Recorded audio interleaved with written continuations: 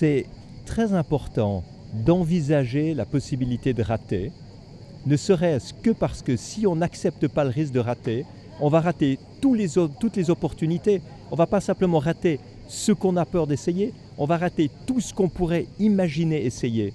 Et imaginez-vous, à la fin de votre vie, vous vous retournez sur votre vie et vous vous dites « j'ai pas osé rater, donc j'ai manqué toutes les opportunités que la vie m'amenait ». C'est beaucoup mieux, c'est beaucoup plus positif, c'est beaucoup plus constructif de se dire « j'ai raté un certain nombre de choses, mais au moins j'ai pris toutes les occasions possibles. J'ai essayé tout ce que je pouvais. J'ai pas tout réussi, mais au moins j'en ai réussi quelques-unes. » C'est cette philosophie qui vous a permis de réussir ce tour du monde? Oui, complètement. Je me suis toujours dit que le pire, c'était pas de rater, le pire, c'était de pas essayer. Alors le tour du monde en ballon, je l'ai raté 2 fois avant de réussir. Solar Impulse, je ne l'ai pas raté une première fois avant de réussir, mais c'était beaucoup plus long, beaucoup plus compliqué, beaucoup plus cher que ce qu'on imaginait. C'est un projet qui a duré 15 ans en tout. Et c'est vrai qu'on a eu des moments de difficulté, des moments d'échec au fur et à mesure. Heureusement, on n'a pas cassé d'avion. Mais ce n'était pas facile tous les jours. Mais je crois que la phrase que je me suis dit tous les matins en me réveillant et que j'ai dite à tous les membres de mon équipe, en tout cas une fois par semaine, c'est la suivante. Si c'était facile, tout le monde l'aurait déjà fait. Et demain, vous voyez un Solar Impulse 3? Non, aujourd'hui, ce n'est pas Solar Impulse 3. Aujourd'hui, c'est vraiment ce défi que j'ai lancé avec la Fondation Solar Impulse, qui est de sélectionner 1000 solutions pour protéger l'environnement de façon économiquement rentable.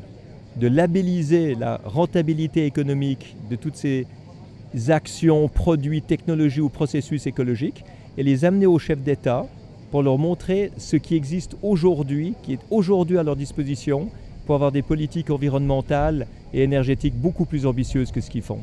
Et vous pensez que les gouvernements sont sensibilisés à ça, ou pour l'instant c'est encore du paraître? Il faut parler le langage des gens qu'on veut convaincre. Donc aujourd'hui, aller parler d'environnement à des gens qui ont des objectifs à très court terme, qui ont des récessions, qui ont du chômage, etc., ça ne sert à rien.